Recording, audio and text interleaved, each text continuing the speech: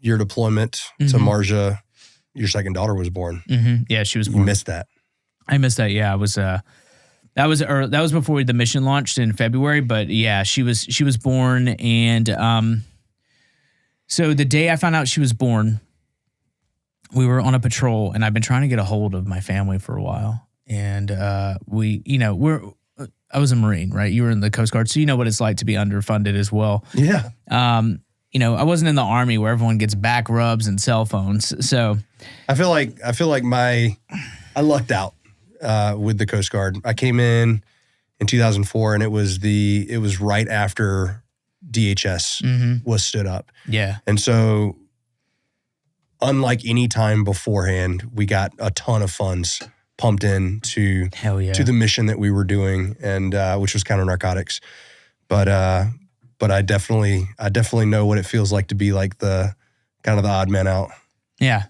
Well, basically you're a Marine then. So we were underfunded, unlike the soldiers, an army of one cell phone each. That's the real motto. One cell phone each, not army one. But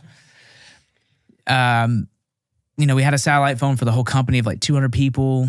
I'd waited to go out, and this is when I was still a team leader. My squad leader Ryan was picking on me, and he's like, "Hey, there's these French reporters. They're your problem now." And I was like, "No, I don't want reporters." And he's like, "Zach, they're attached to you now. You have to deal with this." And I was like, he's like, "Don't make me order you." And I was like, "Yeah." I was like, "That sucks, but whatever."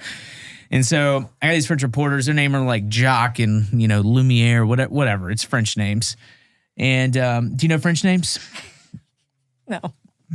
Me neither. So I'm out there with Jacques and Pierre. And reporters, they're brave. They're not brave. They have no situational awareness, and they don't really understand where they were, and so they tend to get into bad situations and then put everyone else at risk. So we're like out there doing a patrol, and it couldn't have been like 500 meters to 1,000 meters outside. I don't even think we hit checkpoint 1 yet, maybe. And then all of a sudden they drop. Rounds start coming in, they drop. Boom. Just flat like crepes.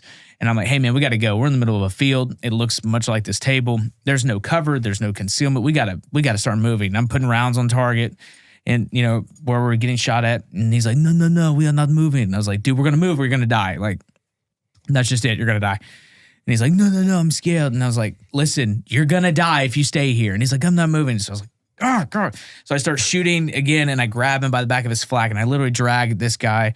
My other guy, my fire team drags the other dude. And so we get to cover. We stop there, consolidate, carry on with the mission. Pretty much the same thing keeps happening, except this time they're behind cover until we get all the way back. And it was the longest day at that point I had. And so we get back, and I'm first team leader, so I'm running the Mako gate. So I'm counting people, 1, 2, 3. I'm setting it up, and Jacques and Pierre are like, "Monsieur Bell, thank you so much. You saved my life, and I'm so grateful. If you ever need anything from me or the Associated Press, you let me know."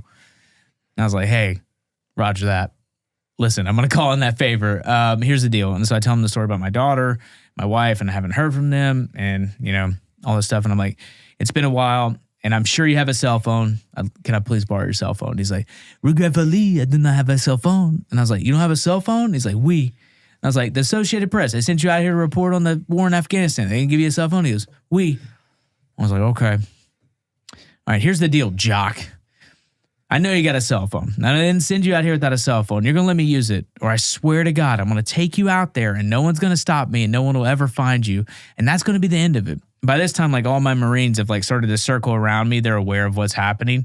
They're cracking their knuckles. They're like, "We'll do it, bro. We mean nothing to us," And he looks at me, and he looks around at my Marines, and he looks at me again, and he opens up his flak, and he hands me his phone. He goes, "America's country code is 01. And I snatch it from him. I go, "You're goddamn right it is."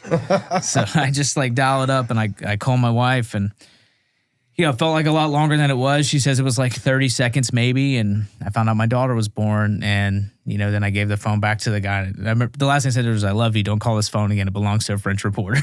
And so, I hung it up, and I looked at all the guys and go, "It's a girl," and then all my boys screamed, and it was really cool. But That was the moment that I knew I wasn't going to be in the Marines anymore, though. That was the exact moment that I made the decision. I was like, I'll never do this again. Yeah.